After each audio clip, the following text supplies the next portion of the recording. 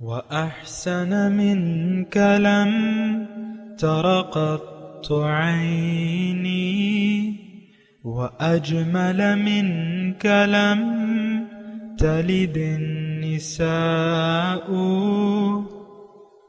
خلقت مبرأ من كل عيب خلقت مبرأ من كل عيب كأنك قد خلقت كما تشاء. كتاب أنزلناه إليك مبارك ليدبروا آياته وليتذكر أولو الألباب. یہ کتاب برکت والی ہے جسے ہم نے آپ کی طرف نازل فرمایا ہے تاکہ دانش مند لوگ اس کی آیتوں میں غور و فکر کریں اور نصیحت حاصل کریں. اللهم صل على سيدنا محمد وعلى آل سيدنا محمد بعدد كل ذرة مئة ألف ألف مرة. سامعین و ناظرین اکرام، السلام علیکم ورحمۃ اللہ وبرکاتہ. سامعین اکرام، سورہ مریم آیت نمبر 36 حصہ 2، درس نمبر 1353. آج کا موضوع، کیا ہم اللہ تعالیٰ کے راستے پر چلنے کے لیے تیار ہیں؟ اس کے ساتھ آج کے سبق کا آغاز کرتے ہیں. سب سے پہلے گزشتہ سبق کا اعادہ ہوگا. اعوذ باللہ من الشیطان الرجیم. پناہ مانگتا ہوں میں اللہ کی شیطان مردود سے. بسم اللہ الرحمن الرحیم. شروع اللہ کے نام سے جو بڑا مہربان نہایت رحم والا ہے. وَإِنَّ اللَّهَ رَبِّي وَرَبُّكُمْ فَاعْبُدُوهُ هَذَا صِرَاطٌ مُسْتَقِيمٌ. اور بے شک خدا ہی میرا اور تمہارا پروردگار ہے، تو اسی کی عبادت کرو، یہی سیدھا رستہ ہے. سامعین اکرام، سورہ مریم آیت نمبر 36. وَإِنَّ اللَّهَ رَبِّي وَرَبُّكُمْ فَاعْبُدُوهُ، بے شک اللہ تعالیٰ میرا رب بھی ہے اور تمہارا بھی. فَاعْبُدُوهُ، تو پس اسی کی بندگی کرو. ھذا صراط مستقیم، یہی سیدھا راستہ ہے. اس کے بارے میں ہم گزشتہ سبق میں بات کر رہے تھے اور سمجھنے کی کوشش کر رہے ہیں. اصل میں ہمارا آج کل کا جو ماحول ہے، میں بات کر رہا ہوں جون 3 تاریخ ہے آج 2021، اور یہ صدیاں بیت گئی ہیں اس بات کو کہ ہم یہ سبق بھلا چکے ہیں، جو کہ اللہ تعالیٰ کی طرف سے ہر پیغمبر نے یہی دیا ہے. آج کا مسلمان آپ دیکھ لیں، ہم لوگ متفرق ہو گئے ہیں. ایک بات تو یہ ہے کہ ہم اپنے دین کی حقیقت سے واقف ہی نہیں ہیں، دوسرے ہم اپنی حقیقت سے بھی واقف نہیں ہیں اور نہ واقف ہونا چاہتے ہیں. دوسری بات یہ ہے، اہم بات، کہ دین کی حقیقت کیا ہے اس سے ہمیں کوئی دلچسپی نہیں ہے. سیدھا راستہ کیا ہے، ہمیں اس سے کوئی غرض نہیں ہے. اللہ کی بندگی کا مطلب کیا ہے، ہمیں اس سے کوئی سروکار نہیں ہے. یہ صورتحال ہے آج. لہذا قرآن تو ہمارے لیے یعنی بے فائدہ ہو گیا نا، اور قرآن کو تو ہم نے چھوڑ دیا ہے. اس میں تو کوئی سوائے نہیں، یہ قرآن کو ہم چھوڑ چکے ہیں. وقال الرسول یا رب ان هؤلاء قوم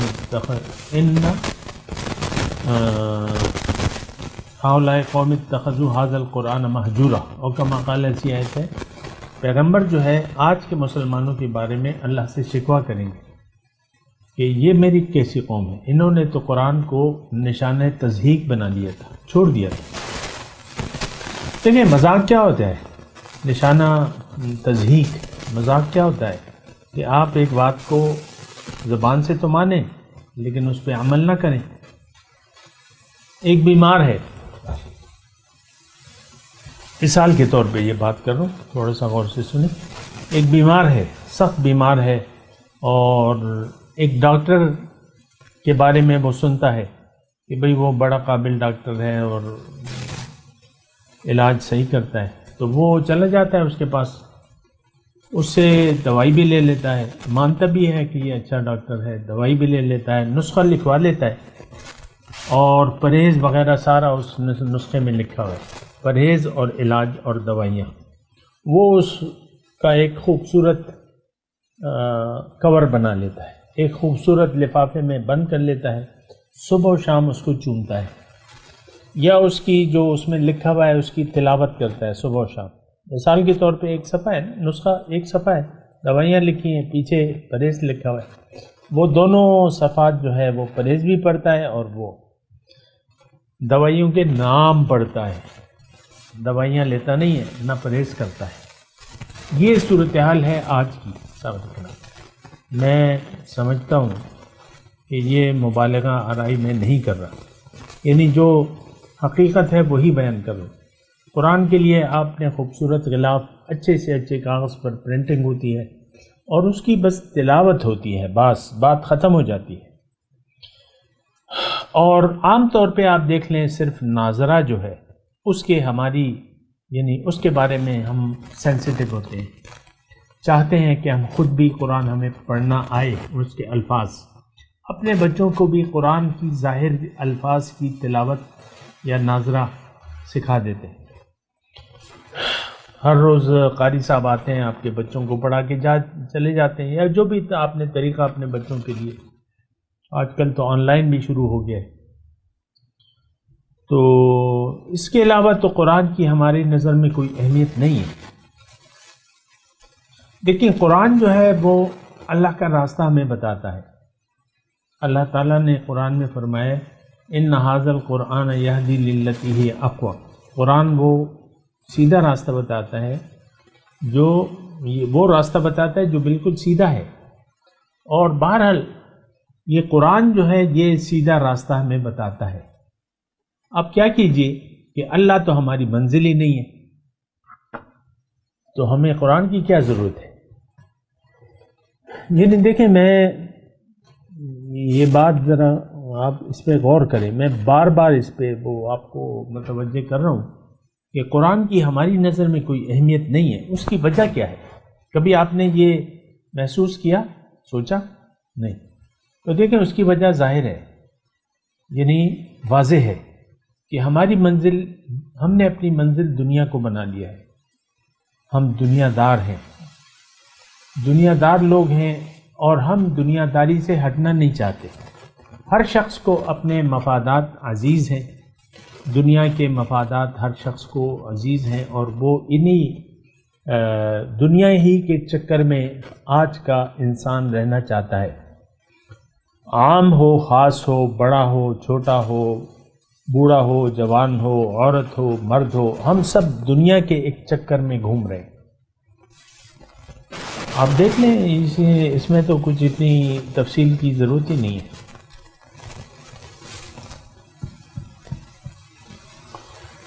تو مسئلہ یہ ہے کہ ہم لوگ ظاہر کے دھوکے کا شکار ہو گئے، اور اسی دھوکے میں ہم رہنا چاہتے ہیں، بات ختم ہو جاتی ہے۔ تو پھر یہ قرآن کا فائدہ کیا ہوا؟ میں آپ کے سامنے جو بیٹھا ہوں، تلاوت کر رہا ہوں یا جو کچھ بھی کر رہا ہوں، تو اس کا تو کوئی فائدہ آپ کو نہیں پہنچ رہا، نہ آپ فائدہ حاصل کرنا چاہتے ہیں۔ بہرحال بیان کرنا میرا ذمہ داری ہے، وہ میں کروں گا۔ یہ آیت نمبر 36، وَإِنَّ اللَّهَ رَبِّي وَرَبُّكُمْ فَاعْبُدُوهُ، صرف یہ درخواست ہے کہ آپ اس بات کو کم از کم سمجھ لیں۔ عبادت، رب کی عبادت لازم ہے، جائز ہے، اور غیر جو رب نہیں ہے اس کا کہنا ماننا ناجائز ہے، حرام ہے۔ یہ ایک بات نوٹ کر لیں۔ قرآن میں مختلف طریقوں سے اس بات کو کہا گیا ہے، أَفَمَنْ يَهْدِي إِلَى الْحَقِّ أَحَقُّ أَنْ يُتَّبَعَ أَمَّنْ لَا يَهْدِي إِلَّا أَنْ يُهْدَى مَا لَكُمْ كَيْفَ تَحْكُمُونَ أَفَمَنْ يَخْلُقُ كَمَنْ لَا يَخْلُقُ، اللہ تعالیٰ نے فرمایا کہ جو پیدا کرنے والا ہے ہو سکتا ہے اس طرح جس نے کچھ بھی پیدا نہ کیا۔ ہم تو جو کسی چیز پر قادر نہیں ہے اس کے سامنے ہم نے سر جھکایا ہوا ہے۔ دیکھیں، ظاہر کے دائرہ کار میں یا اختیار میں کچھ بھی نہیں ہے، ساری طاقت کا مالک اللہ ہے. یہ بات میں دوبارہ میں کہتا ہوں، ساری طاقت کا مالک ایک اللہ ہے. وَإِن يَمْسَسْكَ اللَّهُ بِضُرٍّ فَلَا كَاشِفَ لَهُ إِلَّا هُوَ وَإِن يُرِدْكَ بِخَيْرٍ فَهُوَ عَلَى كُلِّ شَيْءٍ قَدِيرٌ فَلَا رَادَّ لِفَضْلِهِ. اگر اللہ تعالیٰ آپ کو ایک تکلیف پہنچانا چاہے تو اس تکلیف کو آپ سے کوئی بھی نہیں ہٹا سکتا، اور اگر کوئی خیر پہنچانا چاہے تو وہ ہر چیز پر قادر ہے.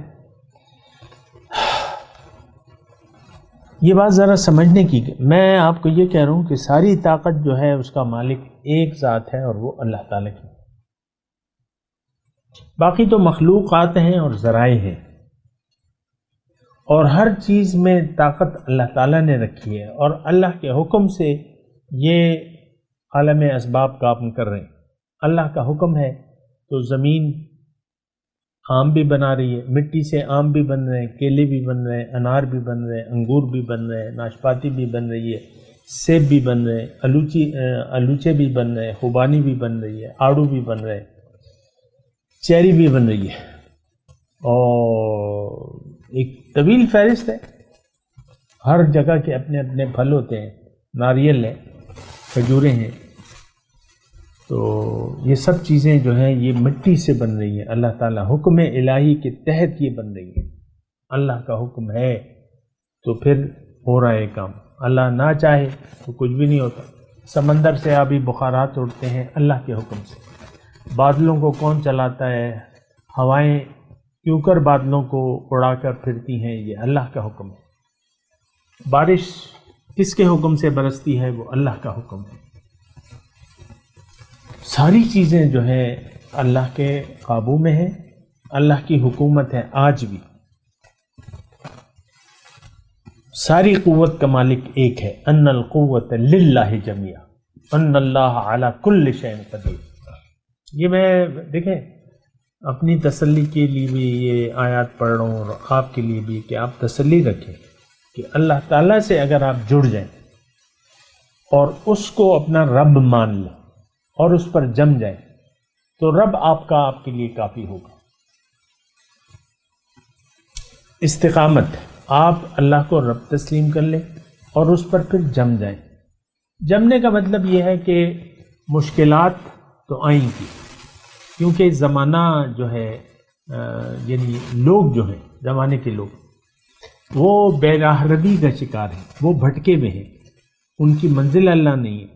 تو ایسے ایک معاشرے میں جب کہ اللہ لوگوں کی منزل نہ ہو تو آپ کو جد و جہد کرنی ہوگی اپنے ویژن کے مطابق عمل کرنے کی یا زندگی گزارنے کے لیے جد و جہد سے کام لینا ہوگا. لوگ آپ کو طاغوت کی طرف بلائیں گے، آپ نے نہیں جانا. مختصر بات، آپ نے اپنے نظریے پر قائم رہنا ہے، اللہ کی بندگی پر جمے رہنا ہے.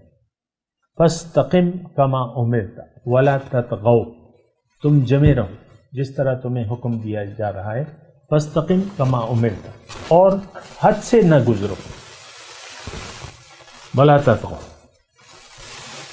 تو یہ دیکھیں مختصر بات ہے. ان اللہ ربی و ربکم فاعبدوہ، اس کا ایک ایک لفظ جو ہے ہم اس کے خلاف ہماری زندگی جاری ہے، یعنی ہم اس کے خلاف زندگی گزار رہے ہیں. اللہ تعالیٰ کو ہم اپنا رب، اللہ پہ تو ہمارا یقین ہی نہیں ہے کہ وہ ہمیں دیکھ رہا ہے، ہماری باتیں سن رہا ہے، ہمارے حالات سے واقف ہے. یہ ہمارا یقین نہیں. وہ مشکل کشا ہے، وہ حاجت روا ہے، وہ اس پر ہمارا یقین نہیں.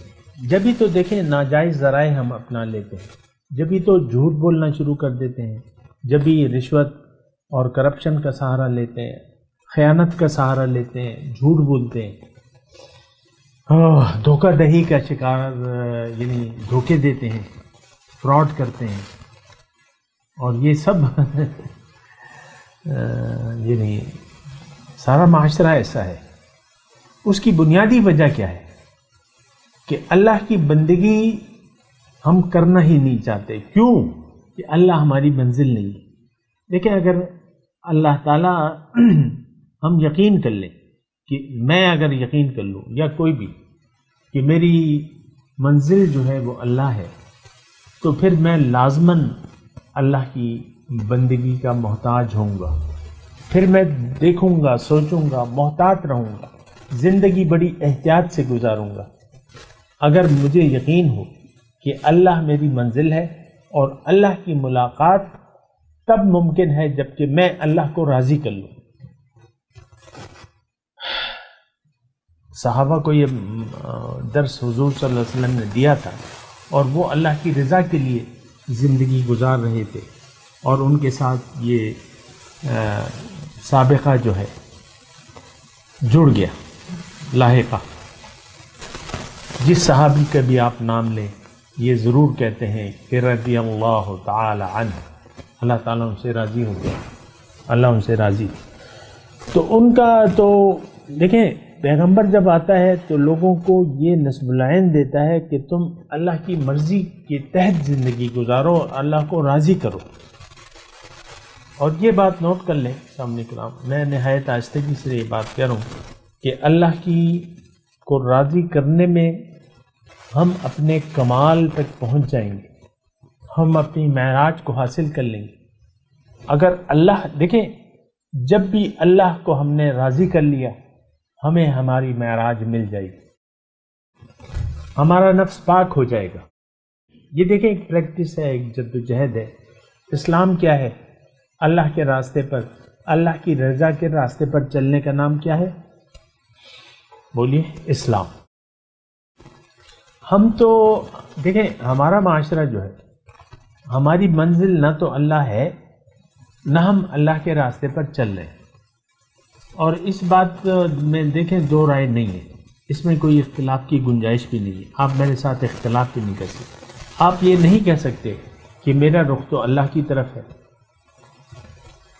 آپ یہ نہیں کہہ سکتے کہ میری منزل تو اللہ ہے. آپ اس وقت یہ دعویٰ نہیں کر سکتے کہ میری ترجیح جو ہے دنیا کی بجائے آخرت ہے. آپ یہ دعویٰ نہیں کر سکتے. اور یہ بھی آپ دعویٰ نہیں کر سکتے کہ میں زندگی اللہ کی مرضی سے گزار رہا ہوں یا رہی ہوں. آپ یہ دعویٰ نہیں کر سکتے. ہماری تو برا حال ہے سامنے کا. ابھی وہ آئے گا فخلف من بعدهم خلف اضاعوا الصلاة واتبعوا الشهوات. بہرحال میں آپ سے یہ گزارش کر رہا ہوں کہ اللہ کو رب تسلیم کر لیں. اور قرآن میں یعنی اس بات کو ایک بہت پرزور انداز میں اللہ تعالیٰ نے بیان کیا ہے. ان الذین قالوا ربنا اللہ ثم استقاموا. وہ لوگ جنہوں نے یہ کہہ دیا کہ رب میرا اللہ ہے اور پھر اس پر جم گئے، ڈٹ گئے. بس سارا دین اس ایک جملے میں ہے کہ آپ اللہ کو اپنا رب تسلیم کر لیں. تو جب آپ تسلیم کر لیں گے دل کے یقین سے، پھر آپ اللہ ہی کی مانیں گے. پھر آپ کی نگاہیں اٹھیں گی تو اللہ کی طرف اٹھیں گی. آپ کا یقین ہوگا کہ میری حاجت روا بھی اللہ ہے، میرا مشکل کشا بھی اللہ ہے. سارا یقین جو ہے آپ کا اللہ پہ ہوگا. وعلی اللہ فتوکلوا ان کنتم مؤمنین. خالص اللہ پر بھروسہ کرو، اعتماد کرو اگر تم مومن ہو. وعلی اللہ فلیتوکل المتوکلون. توکل کرنے والے تو اللہ ہی پہ اعتماد کرتے ہیں. ہمارا بھروسہ دیکھیں، میں ایک بات کہہ رہا ہوں بڑے ٹھنڈے دل اور آہستہ مزاج سے کہہ رہا ہوں کہ آج ہمارا بھروسہ اللہ پہ نہیں ہے. ہم اللہ کی شان سے، اس کی طاقت سے، اس کی صفات سے نہ تو آگاہ ہیں، اور اگر کچھ ہم نے زبانی کلامی سن بھی لیا ہے لیکن ہمیں اس پر یقین نہیں. آپ دیکھیں لیں الرزاق اللہ کی صفت ہے، رزق دینے والا. اب دیکھیں رزق حاصل کرنے کے لیے ہم حرام ذرائع استعمال کرتے ہیں کہ نہیں کرتے؟ یہ مسلمان ظاہر ہے کہ کرتے ہیں. تو کیا مطلب ہوا اس کہ ہمیں اللہ کی رزاقیت، صفت رزاقیت پر یقین نہیں ہے. تبھی تو ہم دیکھیں اللہ کو بھلا کے دنیا کی طرف متوجہ ہو گئے. ساری توجہ جو ہے وہ اسباب کا ہم غلط استعمال کر رہے ہیں، یعنی زندگی غلط طریقے سے گزار رہے ہیں، ہماری معاملات اللہ کے حکم کے مطابق نہیں ہے، ہماری معاشرت اللہ کے حکم کے مطابق نہیں ہے، اور ہمارے اخلاق وہ حضور صلی اللہ علیہ وسلم کے اخلاق کے خلاف ہیں۔ انہوں نے جو ہمارے سامنے ایک نمونہ بتایا ہے زندگی گزارنے کا، اور جو ہدایات ہمیں دی اس کے ہم خلاف زندگی گزار رہے ہیں، اور جو انہوں نے ہمیں تربیت دی تھی اور جو موجود ہے تربیت، جو ان کے احکامات ہیں، جو تربیتی ان کے بیانات ہیں، جو بھی اخلاق حسنہ کی انہوں نے خود کیا یا کر کے دکھایا، اور پھر ہمیں ہدایت بھی۔ المجاہد من جاہد نفسہ، مثال کے طور پہ آپ کو میں بتا رہا ہوں، حضور فرماتے ہیں کہ مجاہد، حقیقی مجاہد وہ ہے جو اپنے نفس سے جہاد کرے، نفس سے مقابلہ کرے، لیکن ہم نے تو نفس سے بجائے دشمنی کے دوستی لگا رکھی ہے۔ میں آپ کے اوپر کتنا حاوی ہے یہ آپ کو معلوم ہونا چاہیے، میں اور میں۔ تو بات یہ ہے کہ یہ بات جو ہے بڑی ایک سنگین، یعنی بہت ہی ہم ایک خراب صورتحال سے میں رہ رہے ہیں۔ اللہ کی یاد کو ہم نے اپنے دل سے بھلا دیا ہے۔ دیکھیں، میں مختصر طور پہ ایک گفتگو کا خلاصہ بیان کر رہا ہوں۔ آج صورتحال کیا ہے؟ آج ہم دین اسلام کو سمجھنے سے قاصر ہیں، سمجھنا بھی نہیں چاہتے، اس کی ضرورت ہی محسوس نہیں کرتے۔ اللہ ہماری منزل نہیں ہے، ہم راستہ بھٹک گئے ہیں، ہم نے دنیا کو اپنی منزل بنا لیا ہے۔ تو جب دنیا آپ کی ترجیح ٹھہری اور دنیا ہی آپ کا مقصود بھی بن گئی، اور دنیا ہی آپ کو محبوب بھی لگنے لگی اور آپ کا مطلوب بھی بن گئی، تو اب سیدھے راستے کی آپ کو کم از کم ضرورت نہیں ہے۔ یہ بات میں آپ کو ریپیٹلی کہہ رہا ہوں کیونکہ آپ آج سیدھے راستے پر چلنا یہ ہم تصور بھی نہیں کر سکتے۔ ھذا صراط مستقیم، کہ ہم سیدھے راستے پر چلیں۔ ایک تو دیکھیں، یہ سیدھا راستہ بس ایک روایتی سا لفظ ہے، نماز میں ہم دہراتے رہتے ہیں اہدنا صراط المستقیم۔ ہمیں معلوم نہیں ہے کہ یہ سیدھا راستہ، اس کی حقیقت کیا ہے، یہ کس کا راستہ ہے، اس کی انتہا کیا ہے، یہ ہمیں نہ معلوم ہے نہ ہم معلوم کرنا چاہتے ہیں۔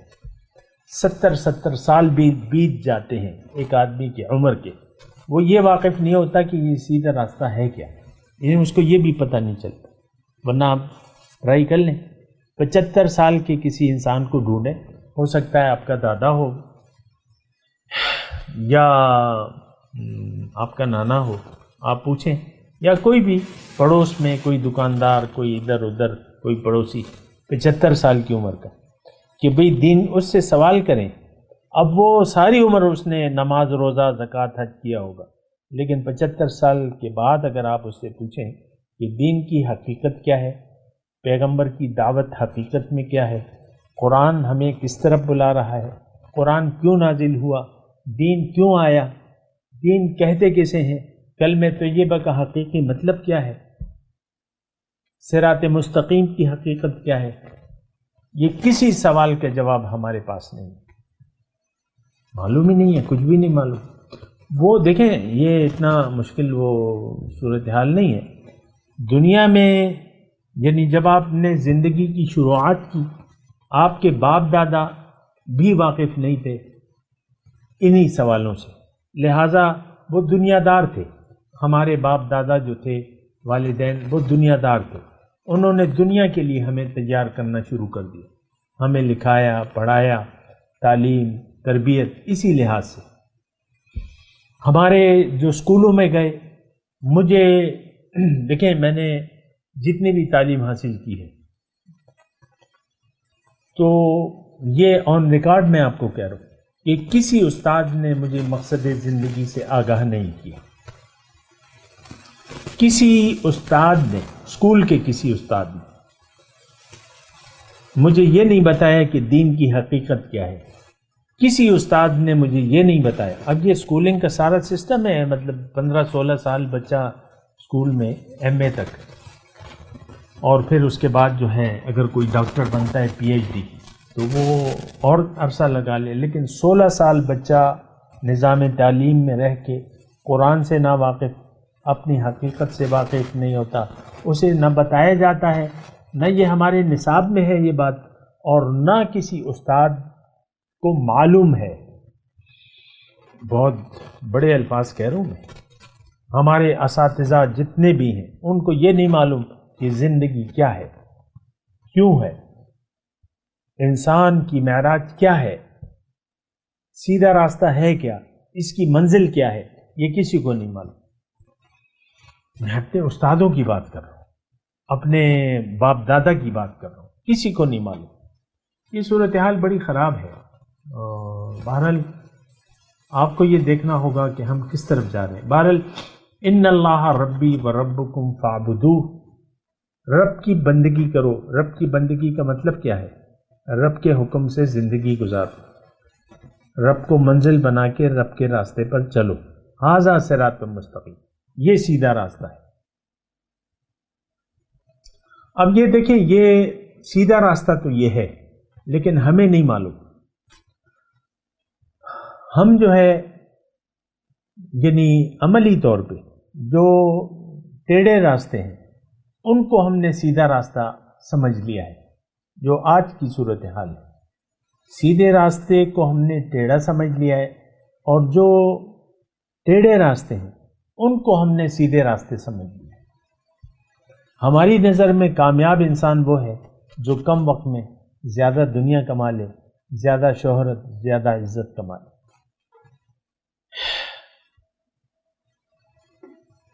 بڑا کامیاب ہے وہ، اور یہ پستی کی انتہا ہے. اس وقت مسلمان قوم پستی کی انتہا میں گری ہوئی ہے. کوئی پستی ہی ہے جس کا آپ تصور بھی نہیں کر سکتے. یعنی من حیث القوم. دیکھیں، جس وقت قرآن نازل ہو رہا تھا بڑی مشرکوں کو معلوم تھا کہ یعنی عبادت کیوں کی جاتی ہے. وہ ٹھیک ہے، ان کا طریقہ کار غلط تھا، لیکن ان کو یہ معلوم تھا کہ اصل مسئلہ جو ہے وہ تقرب الہی ہے. تو راستہ تو طریقہ انہوں نے غلط چن لیا تھا، لیکن بات صحیح تھی. ما نقربہم الا لیقربونا الی اللہ زلفیٰ، کہ ہم ان کی اس لیے بندگی کرتے ہیں کہ یہ اللہ کے محبوب ہیں اور اللہ سے ہمیں نزدیک کر دیں، اس لیے ہم ان کی عبادت کرتے ہیں. تو طریقہ کار غلط تھا، نظریہ ٹھیک تھا کہ کرنا کیا ہے، اللہ کے قریب ہونا ہے. اور میں بھی آپ کو یہی بات کہتا ہوں کہ زندگی دنیا کیا ہے؟ اللہ سے ملاقات کی تیاری کی جگہ کا نام ہے. من جاہد فإنما یجاہد لنفسہ. اور یہ بھی ایک حقیقت اللہ تعالیٰ نے بیان کی ہے کہ جس نے محنت کی، جدوجہد کی، تو یہ اپنے لیے ہی کرے گا. ان احسنتم احسنتم لانفسکم، اگر تم بھلائی کا رویہ اختیار کر لو گے، نیکی کرو گے، تو یہ تم اپنے ساتھ نیکی کرو گے، اپنے لیے بھلائی کرو گے. وَإِنْ أَسَأْتُمْ فَلَهَا، اور اگر برائی کا راستہ اختیار کرو گے تو اس کا وبال بھی تم پر آئے گا. تو بہرحال میں تلاوت کرتا ہوں، میرے ساتھ دہرائیے. اعوذ باللہ من الشیطان الرجیم، بسم اللہ الرحمن الرحیم. وَإِنَّ اللَّهَ رَبِّي وَرَبُّكُمْ فَاعْبُدُوهُ ھذا صراط مستقیم. ترجمہ سنا دے. وَإِنَّ اللَّهَ رَبِّي وَرَبُّكُمْ فَاعْبُدُوهُ، اور بے شک اللہ تعالیٰ میرا بھی رب ہے اور تمہارا بھی، بس اسی کی بندگی کرو. ھذا صراط مستقیم، یہی سیدھا راستہ ہے. اب ان آیت کی تلاوت اور ترجمہ. اعوذ باللہ من الشیطان الرجیم. پناہ مانگتا ہوں میں اللہ کی شیطان مردود سے۔ بسم اللہ الرحمن الرحیم۔ شروع اللہ کے نام سے جو بڑا مہربان نہایت رحم والا ہے۔ وَإِنَّ اللَّهَ رَبِّي وَرَبُّكُمْ فَاعْبُدُوهُ هَذَا صِرَاطٌ مُسْتَقِيمٌ۔ اور بے شک خدا ہی میرا اور تمہارا پروردگار ہے، تو اسی کی عبادت کرو، یہی سیدھا رستہ ہے۔ اس کے ساتھ ہی آج کے درس کا وقت اختتام کو پہنچا۔ اگلے درس میں انشاءاللہ ملاقات ہوگی۔ وآخر دعوانا ان الحمد للہ رب العالمین۔ مولایا صلی وسلم دائما ابدا على حبیبک خیر الخلق کلهم۔